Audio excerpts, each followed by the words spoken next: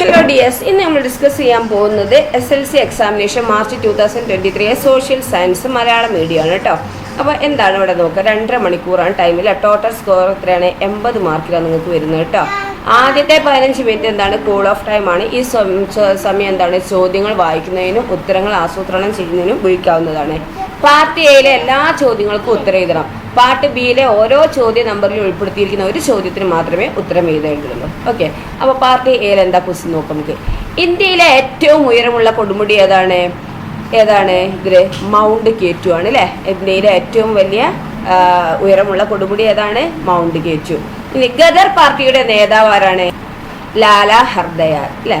Next, നൽകിയിട്ടുള്ളവയിൽ പൗരബോധം പ്രതിഫലിക്കുന്ന പ്രവർത്തനം തിരിച്ചറിയുക. ഏതാണ്? വൃദ്ധജനങ്ങളെ ബഹുമാനിക്കുക അല്ലേ. നെക്സ്റ്റ് എന്താണ്? ഒരു സാമ്പത്തിക വർഷത്തിൽ സർക്കാർ പ്രതീക്ഷിക്കുന്ന വരവും ചെലവും വിശദമാക്കുന്ന ധനകാര്യ രേഖ ഏതാണ്? നികുതിയാണോ, വികസനേതര ചെലവുകളാണോ, ബജറ്റാണോ, പലിശയാണോ? സാമ്പത്തിക വർഷത്തിലല്ലേ സാമ്പത്തിക വരവും ചെലവും കണക്കുന്നത് ഏതാ? ബജറ്റാണ് കേട്ടോ.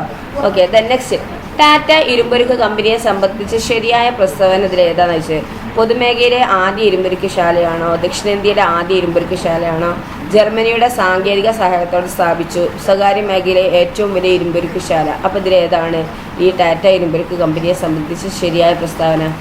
ഏതാണ്? സ്വകാര്യ മേഖലയിലെ ഏറ്റവും വലിയ ഇരുമ്പുരുക്ക് വ്യവസായശാല അല്ലേ. നെക്സ്റ്റ് എന്താ നോക്കിയേ, സാമൂഹ്യ ശാസ്ത്രത്തിന്റെ ആവിർഭാവത്തിന് വഴിയൊരുക്കിയ വിപ്ലവങ്ങൾ ഏതെല്ലാം എന്ന് വെച്ചാൽ, സാമൂഹ്യ ശാസ്ത്രത്തിന്റെ ആവിർഭാവത്തിന് വഴിയൊരുക്കിയ വിപ്ലവങ്ങൾ ഏതൊക്കെയാണ് വിപ്ലവങ്ങൾ? നോക്കൂ, സാമൂഹ്യ ശാസ്ത്രത്തിന്റെ ആവിർഭാവത്തിന് വഴിയൊരുക്കിയ വിപ്ലവങ്ങൾ: ജ്ഞാനോദയം അഥവാ ശാസ്ത്ര വിപ്ലവം, ഫ്രഞ്ച് വിപ്ലവം, വ്യാവസായിക വിപ്ലവം അല്ലേ. നെക്സ്റ്റ് എന്താണ്? 7th ക്വസ്റ്റ്യൻ നോക്കൂ, പൗരബോധം വളർത്തിയെടുക്കുന്നതിൽ വിദ്യാഭ്യാസം വഹിക്കുന്ന പങ്ക് വിശദമാക്കാനാണ് പറഞ്ഞിരിക്കുന്നത്. അപ്പോൾ പൗരബോധം വളർത്തിയെടുക്കുന്നതിൽ വിദ്യാഭ്യാസം വഹിക്കുന്ന പങ്ക് എന്താണ്? നോക്കൂ, വിവിധ വിഷയങ്ങളുടെ പഠനത്തിലൂടെ ലഭിക്കുന്ന അറിവുകൾ സമൂഹത്തിന് പ്രയോജനകരമായ രീതിയിൽ ഉപയോഗിക്കാൻ വ്യക്തിയെ പ്രാപ്തനാക്കുകയാണ് വിദ്യാഭ്യാസത്തിന്റെ ലക്ഷ്യം. പിന്നെ മൂല്യബോധം, സഹിഷ്ണുത, നേതൃത്വ ഗുണം, പരിസ്ഥിതി ബോധം, ശാസ്ത്രബോധം തുടങ്ങിയ വളർത്തിയെടുക്കാൻ സഹായിക്കുന്നു. ശാസ്ത്രവും സാങ്കേതിക വിദ്യയും സമൂഹത്തിന് പ്രയോജനകരമായ രീതിയിൽ ഉപയോഗപ്പെടുത്താൻ വിദ്യാഭ്യാസത്തിലൂടെ സാധിക്കണം. മൂല്യാധിഷ്ഠിത വിദ്യാഭ്യാസ സമീപനത്തിലൂടെ പൗരബോധം ജനങ്ങളിൽ എത്തിക്കാൻ കഴിയും. ഓക്കെ, നെക്സ്റ്റ് എന്താണ്? ഇതൊക്കെയാണ് പൗരബോധം വളർത്തിയെടുക്കാൻ വിദ്യാഭ്യാസം വഹിക്കുന്ന പങ്കില്ലേ.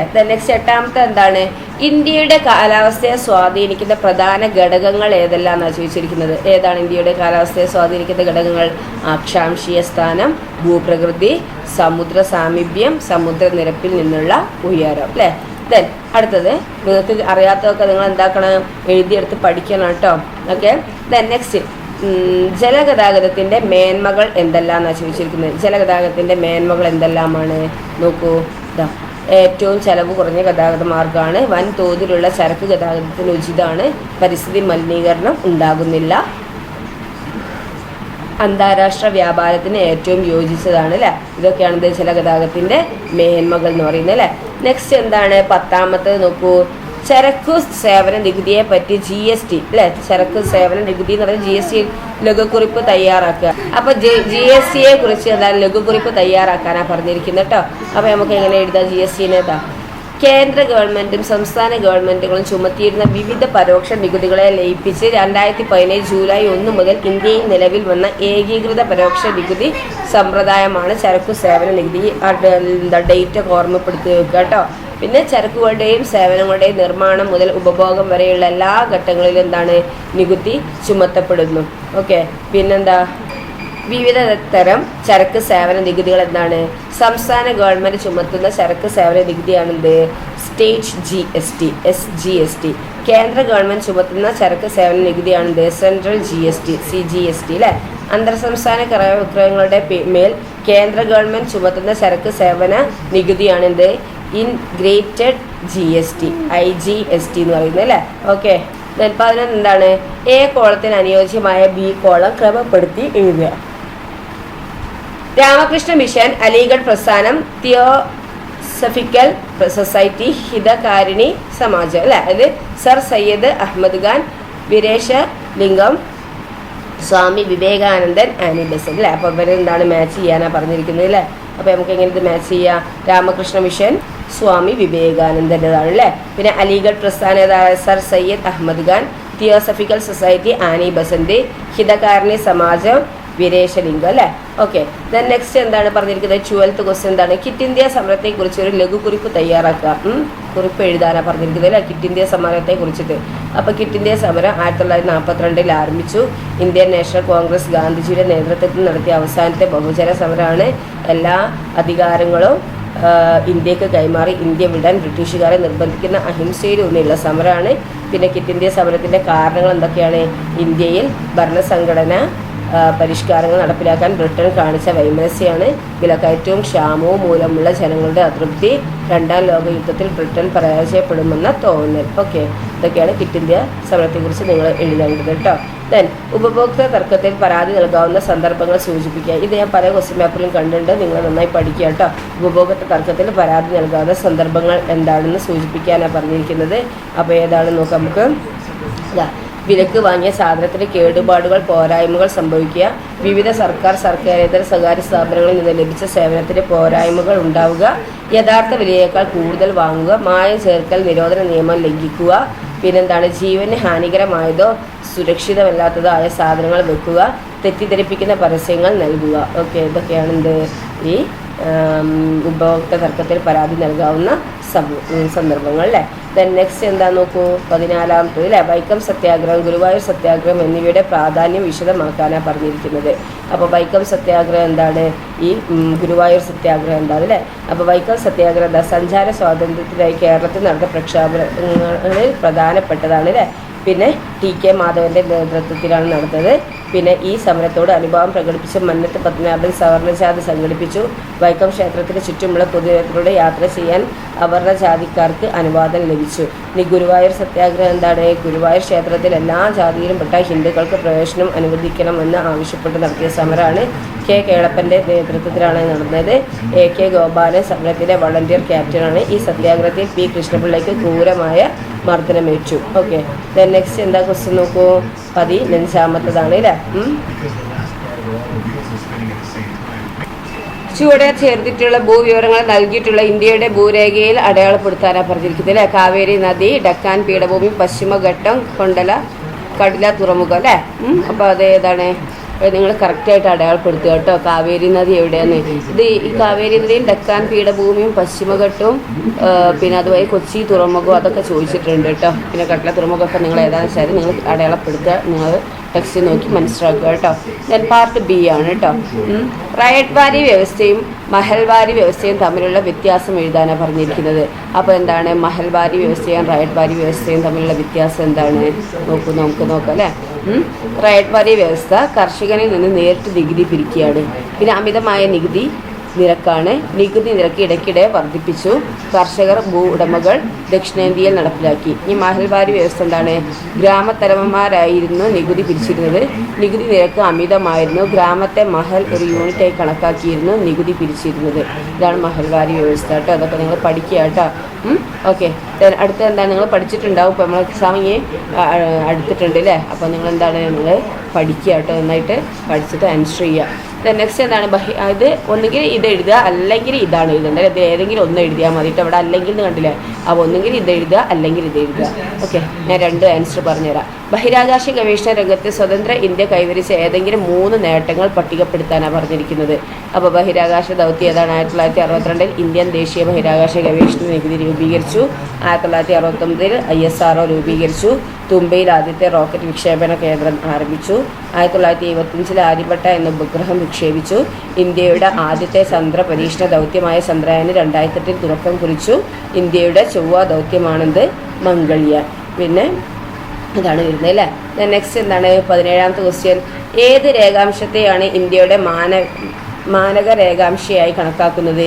ഗ്രീനിച്ച് സമയം രാത്രി 12 മണിയായിരിക്കെ ഇന്ത്യൻ സ്റ്റാൻഡേർഡ് സമയം എത്രയൊന്നും കണക്കാക്കാനാണ് പറഞ്ഞിരിക്കുന്നത്. നോക്കൂ, അപ്പോൾ 8:30 ഡിഗ്രി പൂർവ്വ രേഖാംശയാണ് അല്ലേ. ഗ്രീനിച്ച് സമയം എത്രയാണ്? 5:30 AM ആണ് അല്ലേ. ഓക്കെ, 5:30 AM ആണ്. ഓക്കെ, ദെൻ നെക്സ്റ്റ് എന്താണ്?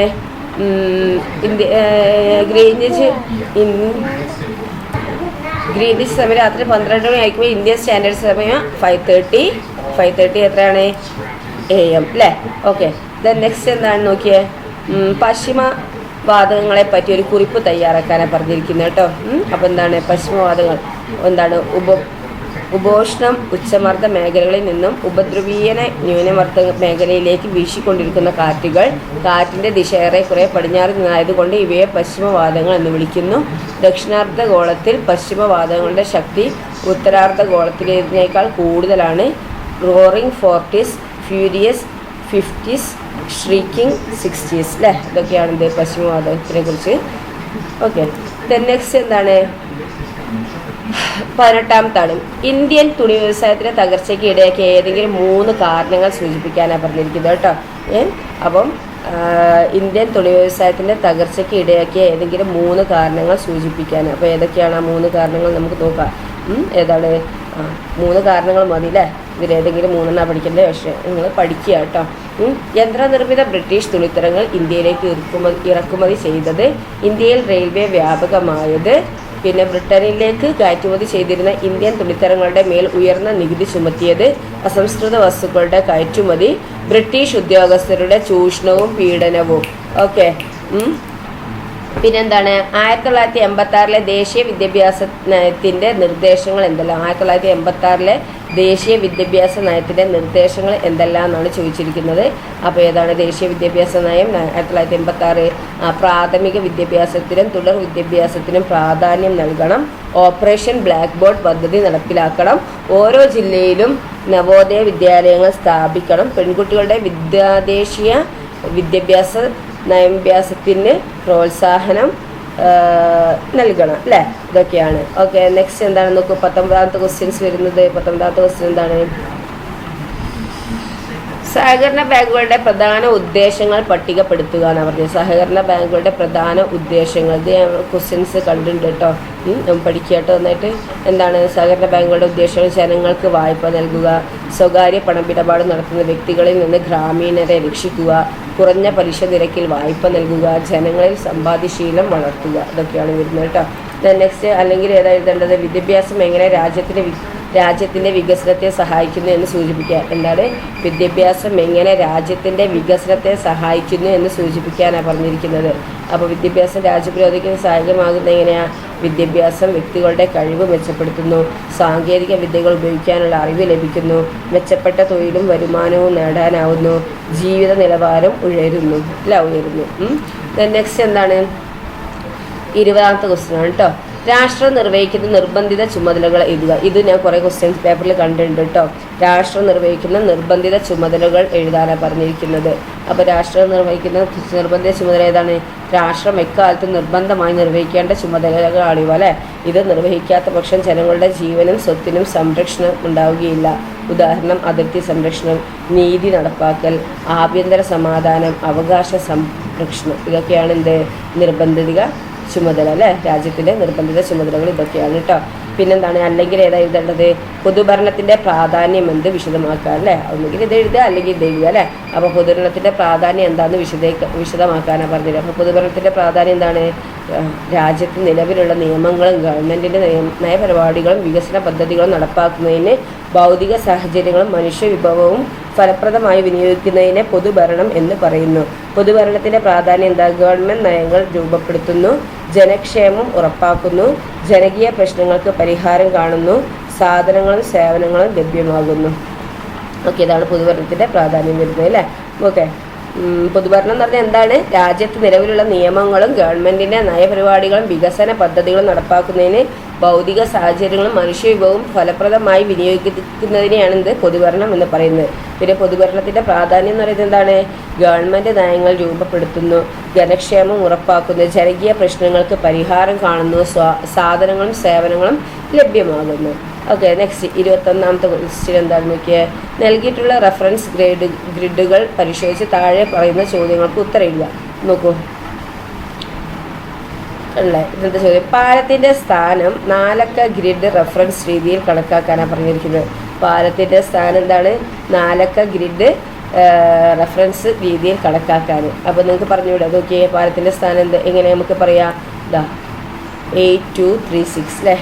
എന്താണ്? 8236. അടുത്തത് എന്താണ് നോക്കിയേ?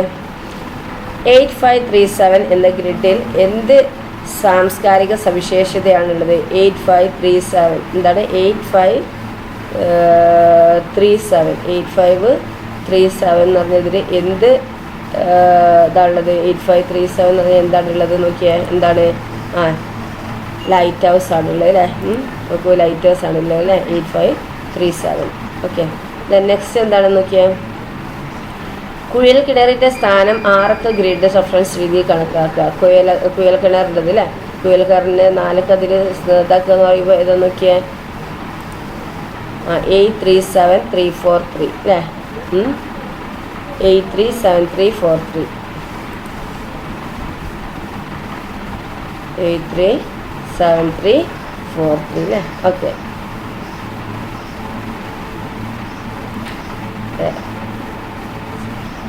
നെക്സ്റ്റ് എന്താന്ന് നോക്കിയാൽ അടുത്ത ചോദ്യം 846362 എന്ന ഗ്രിഡ് റെഫറൻസ് സാംസ്കാരിക സവിശേഷത എന്തെന്ന് ചോദിക്കുന്നത്? എന്താണ്? ക്രിസ്ത്യൻ പള്ളിയാണ് അല്ലേ? ഓക്കെ. ക്രിസ്ത്യൻ പള്ളി അല്ലേ? ആണ്, ക്രിസ്ത്യൻ പള്ളിയാണ്. ഓക്കെ. അടുത്ത എന്താണ്? അല്ലെങ്കിൽ എന്താ ഇതുണ്ട്? ഭൂസ്ഥിര ഉപഗ്രഹങ്ങളും സ്ഥിര ഉപഗ്രഹങ്ങളും തമ്മിൽ താരതമ്യം ചെയ്യാനാണ് പറഞ്ഞിരിക്കുന്നത് അല്ലേ? അപ്പോൾ എന്താണ്? ഭൂസ്ഥിര ഉപഗ്രഹങ്ങൾ എന്താണ്? സഞ്ചാരപഥം ഭൂമിയിൽ നിന്ന് ഏകദേശം 36,000 കിലോമീറ്റർ ഉയരത്തിലാണ്. ഭൂമിയുടെ ഭ്രമണത്തിനൊപ്പം സഞ്ചരിക്കുന്നു. ഒരു പ്രദേശത്തിൻ്റെ സ്ഥിരമായ വിവര ശേഖരണത്തിന് ഭൂമിയുടെ 1/3 ഭാഗം നിരീക്ഷണ പരിധിയിൽ വാർത്താവിനിമയത്തിനും ദിനാന്തരീക്ഷ സ്ഥിതി മനസ്സിലാക്കാൻ ഉപയോഗിക്കുന്നു. ഉദാഹരണം ഇൻസാറ്റ് ഉപഗ്രഹങ്ങൾ. പിന്നെ സൗരസ്ഥിര ഉപഗ്രഹങ്ങൾ എന്താണ്? സഞ്ചാരപഥം ഭൂമിയിൽ നിന്ന് ഏകദേശം 900 കിലോമീറ്റർ ഉയരത്തിൽ ധ്രുവങ്ങൾക്ക് മുകളിലൂടെ ഭൂമിയെ വലം വെക്കുന്നു. ഒരു പ്രദേശത്തിന്റെ ആവർത്തിച്ചിട്ടുള്ള വിവര ശേഖരണം സാധ്യമാകുന്നു. ഭൂസ്ഥിര ഉപഗ്രഹങ്ങളെക്കാൾ കുറഞ്ഞ നിരീക്ഷണ പരിധി, പ്രകൃതി വിഭവങ്ങൾ, ഭൂവിനിയോഗം, ഭൂഗർഭജലം മുതലായവയെക്കുറിച്ചുള്ള വിവര ശേഖരണത്തിന് ഉപയോഗിക്കുന്നു. ഉദാഹരണം IRS ലാൻഡ്സാറ്റ് ഉപഗ്രഹങ്ങൾ അല്ലേ? നെക്സ്റ്റ് എന്താണ്? അടുത്ത ക്വസ്റ്റ്യൻ 22. 2 തരം പൗരത്വങ്ങൾ ഏതെല്ലാം വിശദമാക്കാനാണ് പറഞ്ഞിരിക്കുന്നത് അല്ലേ? അവ 2 തരം പൗരത്വങ്ങൾ ഏതെല്ലാമാണ്? ഒരു രാജ്യത്തെ പൂർണ്ണവും തുല്യവുമായ അംഗത്വമാണ് പൗരത്വം നൽകുന്നത്. സ്വാഭാവിക പൗരത്വം, ആർജ പൗരത്വം എന്നിങ്ങനെ പൗരത്വം 2 തരമുണ്ട്. ജന്മനാൽ ലഭിക്കുന്ന പൗരത്വമാണ് സ്വാഭാവിക പൗരത്വം. ഒരു രാജ്യത്തെ നിയമാനുസൃതം നേടിയെടുക്കുന്നതാണ് ആർജിത പൗരത്വം അല്ലേ? അല്ലെങ്കിൽ വേറെ ഏതാ ക്വസ്റ്റ്യൻ ചോദിച്ചിരിക്കുന്നത്? ഇന്ത്യൻ സിവിൽ സർവീസിനെ 2 വിഭാഗങ്ങളായ അഖിലേന്ത്യാ സർവീസ്, കേന്ദ്ര സർവീസ് എന്നിവ താരതമ്യം ചെയ്യാനാണ് പറഞ്ഞിരിക്കുന്നത്. അപ്പോൾ അഖിലേന്ത്യാ സർവീസ് എന്ന് പറഞ്ഞാൽ എന്താ? ദേശീയ തലത്തിൽ തിരഞ്ഞെടുക്കുന്നു അല്ലേ? അഖിലേന്ത്യാ സർവീസ് ദേശീയ തലത്തിൽ തിരഞ്ഞെടുക്കുന്നു. കേന്ദ്ര സർവീസും എന്താണ്? ദേശീയ തലത്തിൽ തിരഞ്ഞെടുക്കുന്നുണ്ട് അല്ലേ? പിന്നെന്താണ്? കേന്ദ്ര സർവീസോ സംസ്ഥാന സർവീസോ നിയമിക്കപ്പെടുന്നു. കേന്ദ്ര സർവീസ് ആണെങ്കിൽ എന്താണ്? കേന്ദ്ര ഗവൺമെൻറ്റിന് മാത്രം അധികാരമുള്ള ഭരണ വകുപ്പുകളിലാണ് നിയമിക്കപ്പെടുന്നത് കേട്ടോ. അപ്പോൾ ഇവിടെ എന്താ ഉദാഹരണം നമുക്ക് പറയാം? Indian administrative service. ഇവിടെ എന്താ ഉദാഹരണം? ഇന്ത്യൻ ഫോറിൻ സർവീസിൽ. പിന്നെ IPSഉം IAS ഒക്കെ എന്താണ്? അഖിലേന്ത്യാ സർവീസിന് ഉദാഹരണമല്ല. ഇന്ത്യൻ പോലീസ് സർവീസൊക്കെ എന്താണ്? അഖിലേന്ത്യാ സർവീസിന് ഉദാഹരണമാണ്. കേന്ദ്ര സർവീസിന് ഉദാഹരണം ഇന്ത്യൻ ഫോറിൻ സർവീസും ഇന്ത്യൻ റെയിൽവേ സർവീസൊക്കെ കേന്ദ്ര സർവീസിന് ഉദാഹരണമാണ് അല്ലേ? നെക്സ്റ്റ് ക്വസ്റ്റ്യൻ എന്താണ്? 23 ആണ് അല്ലേ? ഇലക്ട്രോണിക് ബാങ്കിങ്, ബാങ്കിങ്ങിനെ കുറിച്ച് ഒരു കുറിപ്പ് എഴുതാനാണ് പറഞ്ഞിരിക്കുന്നത് കേട്ടോ. അപ്പോൾ എന്താ ഇലക്ട്രോണിക് ബാങ്കിങ്? നെറ്റ് ബാങ്കിങ്ങിലൂടെയും ടെലി ബാങ്കിങ്ങിലൂടെയും എല്ലാവിധ ഇടപാടുകളും നടത്താൻ കഴിയുന്ന രീതിയാണ്. എല്ലാ സമയത്തും ബാങ്കിങ്, എല്ലായിടത്തും banking, net banking, mobile banking എന്നിവ ഇതിൻ്റെ ഭാഗമാണ്. ബാങ്കിങ് ഉപകരണങ്ങളുടെയോ ഉദ്യോഗസ്ഥരുടെയോ സഹായം ഇതിന് ആവശ്യമില്ല. ഉപയോഗം എന്താണ്? വീട്ടിൽ നിന്ന് തന്നെ ലോകത്തെവിടെയും പണം അയക്കാനും ബില്ലുകൾ അടയ്ക്കാനും കഴിയും. കുറഞ്ഞ സമയവും മതിയാവും. സർവീസ് ചാർജ് കുറവാണ്. അല്ലെങ്കിൽ ഏതാ എഴുതാൻ പറഞ്ഞിരിക്കുന്നത്? ജനസംഖ്യാ പഠനം നടത്തുന്നത് എന്തിനാണെന്ന് വിശദമാക്കുക. ജനസംഖ്യാ പഠനം നടത്തുന്നത് എന്തിനാണെന്നുള്ളത് വിശദമാക്കാനാണ് പറഞ്ഞിരിക്കുന്നത് അല്ലേ?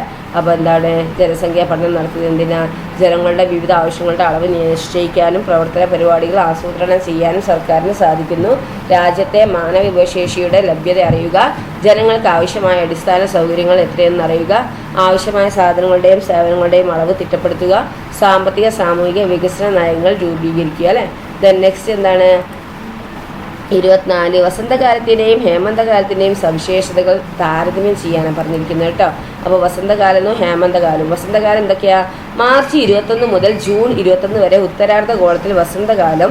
ശൈത്യകാലത്തിൽ നിന്നും വേനൽക്കാലത്തിലേക്കുള്ള മാറ്റത്തിന്റെ കാലമാണ് വസന്തകാലം. ചെടികൾ തളിർക്കുന്നതും പുഷ്പിക്കുന്നതും മാവ് പൂക്കുന്നതും പ്ലാവുകളിൽ ചക്ക ഉണ്ടാക്കുന്നതും ഈ കാലത്തിന്റെ സവിശേഷതയാണ്. ഏത്? വസന്തകാലത്തിന്റെ. ഈ ഹേമന്തകാലം എന്ന് പറഞ്ഞാൽ എന്താണ്? സെപ്റ്റംബർ 23 മുതൽ ഡിസംബർ 22 വരെ ഉത്തരാർദ്ധഗോളത്തിൽ ഹേമന്തകാലമാണ് അല്ലേ? തണുപ്പ് കാലം, മഞ്ഞുകാലം എന്ന് പറയില്ലേ? വേനലിൽ നിന്നും ശൈത്യകാലത്തിലേക്കുള്ള മാറ്റത്തിന്റെ കാലമാണിത് അല്ലേ? പിന്നെന്താണ്? അന്തരീക്ഷ ഊഷ്മാവ് ഗണ്യമായി കുറയുന്നു. പകലിന്റെ ദൈർഘ്യം കുറഞ്ഞ് രാത്രിയുടെ ദൈർഘ്യം കൂടുന്നു. മരങ്ങൾ ഇല പൊഴിക്കുന്ന കാലമാണെന്ത്? ഈ ഹേമന്തകാലം. ഓക്കെ, നെക്സ്റ്റ് എന്താണ് അതിൽ ചോദിച്ചിരിക്കുന്നത്? അല്ലെങ്കിൽ ഒന്നെങ്കിൽ അത് എഴുതുക, അല്ലെങ്കിൽ ഏതാ എഴുതേണ്ടത്? തെക്ക് പടിഞ്ഞാറൻ മൺസൂൺ കാറ്റുകൾ രൂപം കൊള്ളുന്ന സാഹചര്യം വിശദമാക്കാനാണ് പറഞ്ഞിരിക്കുന്നത്. തെക്ക് പടിഞ്ഞാറൻ മൺസൂൺ കാറ്റുകൾ രൂപം കൊള്ളുന്ന സാഹചര്യം ഏതാണ്? അച്ചുതണ്ടിന്റെ ചരിവ് നിമിത്തം സൂര്യരശ്മികൾ ചില മാസങ്ങളിൽ ഭൂമധ്യ രേഖയ്ക്ക് വടക്കായിരിക്കും ലംബമായി പതിക്കുക. ഇത് ഈ പ്രദേശങ്ങളിൽ താപനില വർദ്ധിക്കുന്നതിന് കാരണമാകും. അതിനനുസരിച്ച് മർദ്ദമേഖലകൾക്കും വടക്കോട്ട് നേരിയ തോതിൽ സ്ഥാനമാറ്റമുണ്ടാകും. ഉത്തരാർദ്ധഗോളത്തിലെ വേനൽക്കാലത്ത് മധ്യരേഖ ന്യൂനമർദ്ദ മേഖല India tropical convergence zone ITCZ വടക്കോട്ട് നീങ്ങുമ്പോൾ തെക്കു കിഴക്കൻ വാണിജ്യവാതകങ്ങളും മധ്യരേഖ കടന്ന് വടക്കോട്ട് നീങ്ങും. മധ്യരേഖ കടക്കുന്നതോടെ തെക്ക് കിഴക്കൻ വാണിജ്യവാതകങ്ങൾ കോറിയോലിസിസ് പ്രഭാവം മൂലം വ്യതിയാനം സംഭവിച്ച് തെക്ക് പടിഞ്ഞാറൻ മൺസൂൺ കാറ്റുകളായി രൂപാന്തരം പ്രാപിക്കുന്നു. ഉയർന്ന പകൽച്ചൂട് നിമിത്തം കരയുടെ മുകളിൽ രൂപം കൊള്ളുന്ന ന്യൂനമർദ്ദം സമുദ്രോപരിതലത്തിലൂടെ വീശുന്ന ഈ കാറ്റുകളെ അങ്ങോട്ടേക്ക് ആകർഷിക്കുന്നതും തെക്ക് പടിഞ്ഞാറൻ മൺസൂൺ കാറ്റുകൾക്ക് കാരണമാകുന്നു. ഓക്കെ, നെക്സ്റ്റ് 25 എന്താണ്? ചുവടെ നൽകിയിരിക്കുന്ന സൂചനകളുടെ അടിസ്ഥാനത്തിൽ ചൈനീസ് വിപ്ലവത്തെക്കുറിച്ച് ഒരു ഉപന്യാസം തയ്യാറാക്കാനാണ് പറഞ്ഞിരിക്കുന്നത് കേട്ടോ. സൂചന ഡോക്ടർ എന്താണ്? സൻ യാത്സെന്നിൻ്റെ പങ്ക്, മാവോ സേതുങ്ങും ജനകീയ ചൈന റിപ്പബ്ലിക്കിൻ്റെ രൂപീകരണവും. ഓക്കെ, അപ്പം അത് വെച്ചിട്ട് നമുക്ക് എന്താക്കുക? ഒരു ഉപന്യാസം തയ്യാറാക്കുക അല്ലേ? ചൈനീസ് വിപ്ലവത്തിനെ കുറിച്ചൊരു ഉപന്യാസം തയ്യാറാക്കുക. അപ്പോൾ സൻ യാത്സെൻ അല്ലേ? ഈ പോയിന്റുകളൊക്കെ ഡേർപ്പെടുത്തിയിട്ട് നിങ്ങൾ എഴുതുക അല്ലേ? 1911 ഡോക്ടർ സൻ യാത്സെന്നിൻ്റെ നേതൃത്വത്തിൽ മഞ്ജു രാജഭരണത്തിനെതിരെ ചൈനയിൽ വിപ്ലവം നടന്നു. ഇത് ചൈനയിൽ രാജവാഴ്ചയ്ക്ക് അന്ത്യം കുറിച്ചു. തുടർന്ന് ദക്ഷിണ ചൈനയിൽ സൻ യാത്സെന്നിൻ്റെ നേതൃത്വത്തിൽ കമീന്താങ് പാർട്ടി ഒരു റിപ്പബ്ലിക്കൻ ഭരണം സ്ഥാപിച്ചു. സൻ യാത്സെൻ ദേശീയത, ജനാധിപത്യം, സോഷ്യലിസം എന്നീ 3 ആശയങ്ങൾക്ക് പ്രാധാന്യം നൽകി. ഈ മാവോ സേതുങ് എന്താണ്? ചൈനീസ് കമ്മ്യൂണിസ്റ്റ് പാർട്ടിയുടെ നേതാവാണ്. 1934 ലോങ് മാർച്ച് സംഘടിപ്പിച്ചു. ധാരാളം കൃഷിഭൂമിയും അനേകം ഗ്രാമങ്ങളും പ്രഭുക്കന്മാരിൽ നിന്ന് പിടിച്ചെടുത്ത് കർഷകർക്ക് നൽകി. മാവോയുടെ നേതൃത്വത്തിലുള്ള ചുവപ്പ് സേന ചിയാങ് കൈ ഷെക്കിനെ പരാജയപ്പെടുത്തി കമിന്താങ് ഭരണത്തിൻ്റെ കേന്ദ്രം കൈക്കലാക്കി. 1949 ഒക്ടോബർ 1 ചൈന മാവോ സേതുങ്ങിൻ്റെ നേതൃത്വത്തിൽ ജനകീയ റിപ്പബ്ലിക്കായി. ഓക്കെ, അല്ലെങ്കിൽ ഏതെഴുതാനാണ് പറഞ്ഞിരിക്കുന്നത്? ഒന്നാം ലോക യുദ്ധത്തിൻ്റെ കാരണങ്ങൾ വിവരിക്കാനാണ് പറഞ്ഞത് കേട്ടോ. ഒന്നാം ലോക യുദ്ധവും രണ്ടാം ലോക യുദ്ധമൊക്കെ നിങ്ങൾ പഠിക്കണം കേട്ടോ. ഒന്നാം ലോക യുദ്ധത്തിൻ്റെ കാരണം എന്താണ്? നോക്കൂ, ഒന്നാം ലോക യുദ്ധത്തിൻ്റെ കാരണങ്ങൾ: സൈനിക സംഘങ്ങളുടെ രൂപീകരണം, തീവ്ര ദേശീയത, പിന്നെ സാമ്രാജ്യത്വ രാഷ്ട്രങ്ങളുടെ പ്രതിസന്ധികൾ, ആസ്ട്രിയൻ കിരീടാവകാശിയുടെ വധം അല്ലേ? ഈ സൈനിക സംഖ്യകളുടെ രൂപീകരണം എന്താണ്? ജർമ്മനി, ഓസ്ട്രിയ, ഹംഗറി, ഇറ്റലി എന്നീ രാജ്യങ്ങൾ ചേർന്ന് ത്രികക്ഷി സംഖ്യ രൂപീകരിച്ചു. ഇംഗ്ലണ്ട്, ഫ്രാൻസ്, റഷ്യ എന്നീ രാജ്യങ്ങൾ ചേർത്ത് ത്രികക്ഷി സൗഹൃദം രൂപീകരിച്ചു. ഇത്തരം സംഖ്യകളുടെ രൂപീകരണം യൂറോപ്പിൽ ഒരു യുദ്ധാന്തരീക്ഷം സൃഷ്ടിച്ചു. അവർ വിനാശകാരികളായ പുതിയ ആയുധങ്ങൾ നിർമ്മിക്കുകയും വാങ്ങിക്കൂട്ടുകയും ചെയ്തു. തീവ്ര ദേശീയത: മറ്റു രാജ്യങ്ങളെയും അവരുടെ കൈവശമുള്ള പ്രദേശങ്ങളെയും കീഴടക്കുന്നതിനുള്ള മാർഗമെന്ന നിലയിൽ യൂറോപ്യൻ രാജ്യങ്ങൾ ദേശീയതയെ ഉപയോഗിച്ചു. ഇതാണ് തീവ്ര ദേശീയത. തീവ്ര ദേശീയതയെ വളർച്ച യൂറോപ്പിൽ ചില പ്രസ്ഥാനങ്ങളുടെ രൂപീകരണത്തിന് കാരണമായി. പാൻ സ്ലാവ് പ്രസ്ഥാനം, പാൻ ജർമ്മൻ പ്രസ്ഥാനം, പ്രതികാര പ്രസ്ഥാനം, സാമ്രാജ്യ തത്വരാഷ്ട്രങ്ങളുടെ പ്രതിസന്ധികൾ, മൊറോക്കൻ പ്രതിസന്ധി. എന്താണ്? 1904 ബ്രിട്ടനും ഫ്രാൻസും തമ്മിൽ ഒപ്പിട്ട രഹസ്യസന്ധി അനുസരിച്ച് മൊറോക്കോയിൽ ഫ്രാൻസിൻ്റെ ആധിപത്യം ബ്രിട്ടൻ അംഗീകരിച്ചു. എന്നാൽ മൊറോക്കോ കൈവശപ്പെടുത്താൻ ആഗ്രഹിച്ച ജർമ്മനി അത് അംഗീകരിച്ചില്ല. ഫ്രഞ്ച് കോങ്കോയുടെ ചില ഭാഗങ്ങൾ ജർമ്മനിക്ക് നൽകി ഫ്രാൻസ് ഈ പ്രശ്നം പരിഹരിച്ചു. ബാൽക്കർസ് പ്രതിസന്ധി: ബാൽക്കൻ മേഖല ഓട്ടോമൻ തുർക്കിയുടെ സാമ്രാജ്യത്തിൻ്റെ ഭാഗമായിരുന്നു. 1921 ബാൽക്കൻ സഖ്യം തുർക്കിയെ പരാജയപ്പെടുത്തി. എന്നാൽ യുദ്ധത്തിൻ്റെ നേട്ടങ്ങൾ പങ്കിട്ടെടുക്കുന്നതിൽ ബാൽക്കൻ സഖ്യത്തിലെ രാഷ്ട്രങ്ങൾ തമ്മിൽ അഭിപ്രായ വ്യത്യാസമുണ്ടായി. ഇത് ബാൽക്കൻ രാഷ്ട്രങ്ങൾ തമ്മിലുള്ള യുദ്ധങ്ങൾക്ക് കാരണമായി. പിന്നെ ഓസ്ട്രിയൻ കിരീടാവകാശിയുടെ വധം എന്താ? 1914 ജൂണിൽ ഓസ്ട്രിയൻ കിരീടാവകാശിയായ ഫ്രാൻസിസ് ഫെർഡിനൻഡിനെ ബോസ്നിയൻ തലസ്ഥാനമായ സരായാവോയിൽ വെച്ച് സെർബിയൻ യുവാവ് വെടിവെച്ച് കൊന്നു. സെർബിയയാണ് ഇതിന് ഉത്തരവാദിയെന്ന് പ്രഖ്യാപിച്ച് ഓസ്ട്രിയ സെർബിയക്ക് മേൽ 1914 ജൂൺ 22 യുദ്ധം പ്രഖ്യാപിച്ചു. ഓക്കെ, അപ്പം ഇത്രയാണ് നിങ്ങളെ ക്വസ്റ്റ്യൻസ് ഉള്ളത്. അപ്പോൾ നിങ്ങൾ എന്താക്കുക, നന്നായി ക്വസ്റ്റ്യൻ വായിച്ച് നന്നായി ആൻസർ ചെയ്യുക. പഠിക്കണം കേട്ടോ, സോഷ്യൽ സയൻസ് ആണ്. അപ്പോൾ നന്നായി പഠിച്ചിട്ട് തന്നെ നിങ്ങൾക്ക് എന്താക്കാൻ പറ്റുള്ളൂ, ആൻസർ ചെയ്യാൻ കഴിയുള്ളൂ. പിന്നെ നിങ്ങൾക്ക് വർഷങ്ങളും ദിവസങ്ങളും ഒക്കെ നമ്മൾ പഠിക്കുക കേട്ടോ. Okay, thank you.